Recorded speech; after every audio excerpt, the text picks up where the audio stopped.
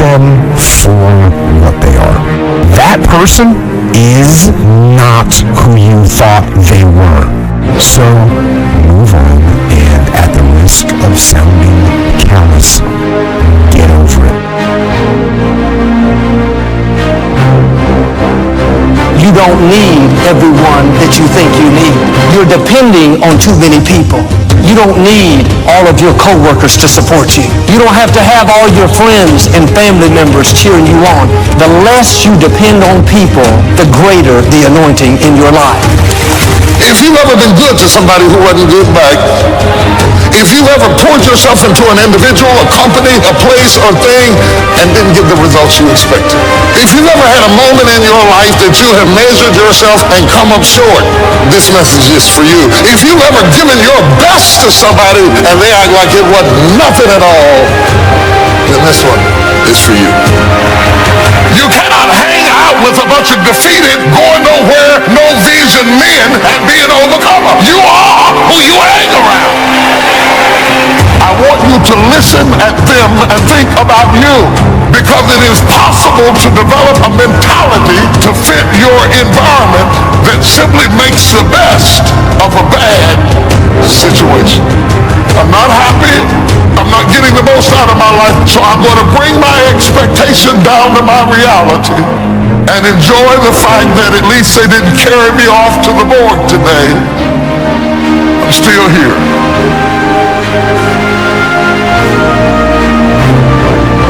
No one is such a real enemy as a false friend. The worst thing you can do when somebody hurts you, listen, the worst thing you can do is to harbor your hurt, because harbored hurt becomes burden bitterness. Not most of the time, not a lot of the time, every single time. If somebody hurts you and you hold it in and you brood over it, harbored hurt becomes burden bitterness.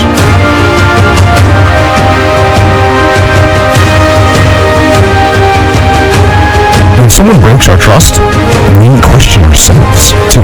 Like, we think my judgment's bad because I totally put my faith in this person and look what they did to me. So you've got to build that trust up back again with yourself. How do you do that?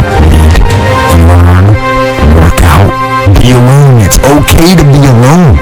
It's okay. It's no big deal. Enjoy it. Do something productive and build that trust up in yourself. Look back at the situation, learn from it. You have been disappointed over and over and over again. And every time you try, you come up short. And some of us have tried, got blocked. Tried, got blocked. Tried, got blocked. And I tried so hard and I still got looked over. And don't you know it's hard when your expectation has been damaged by disappointment? It's a slow damage. It's a slow tearing of the muscle fibers. It is not one event that creates it. It's over and over. I tried and I tried and I stayed and I disciplined and I showed up, and the man has finally gotten. Now you start that day, you can't believe how much more valuable your time will be. Don't start the day until you have it finished. Now here's the next one. Don't start the week until you've had it finished. Now to lay out a week is a pretty good challenge. And then here's the big one. This is really challenging. Don't start the year until you have it finished. To the best of your ability. It can't be finished like minute by minute. But in terms of the sweep of what you want to accomplish, make sure that that's set and ready to go by the time January 1st rolls around.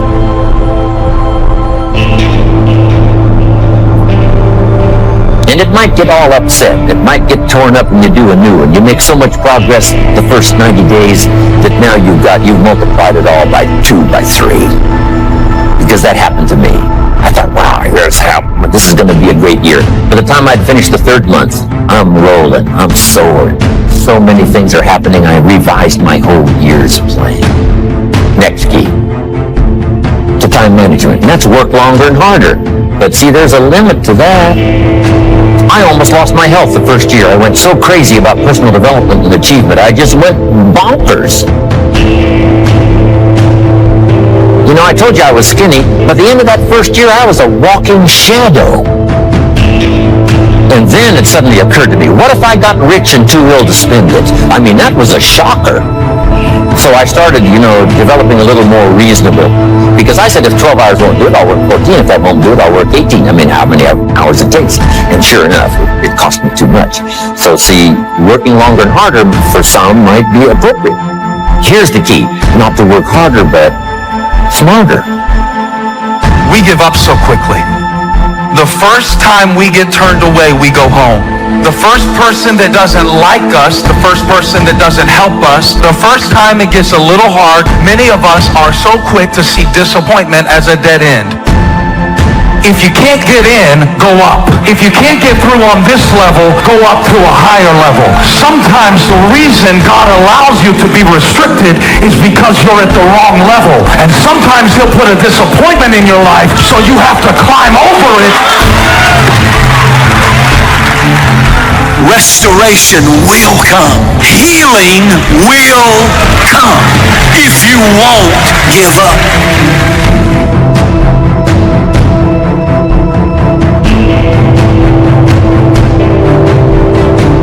Anytime trouble comes, anytime heartache comes, anytime disappointment hits their life, rather than face it and walk through it, they quit, they back down, and they waste their pain.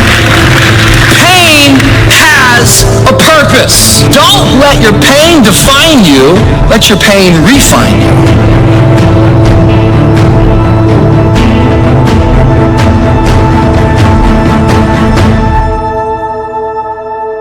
People that go through something that was supposed to be a season, but instead of it being a season, it dictates their entire life. You met people that instead of getting better, they just got bitter because of the pain. Before you know it, their entire identity is wrapped around their issue. It's wrapped around this moment of heartache, this moment of disappointment. You've met people that have been betrayed by a friend, and instead of forgiving, instead of rising back up, instead of being the friend that they're looking for, they isolate and they back down. You meet people that their dreams never came to pass, and because the dreams never came to pass, they just now become a critic of anybody else who goes. It may be the transportation that brings you into that thing you were created to do. Hey there, welcome back to our channel. Today we are going to talk about something that can truly change your life, your attitude. You see, your attitude is everything, and it's the one thing that can make or break your success, your happiness and your overall well-being. So let's dive into where your attitude is so important and how you can cultivate a positive one. Life is full of challenges and setbacks. It's easy to get caught up in the negativity and feel like the world is against you.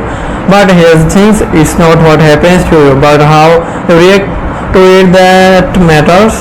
Your attitude is a phase of adversity and can make all the difference.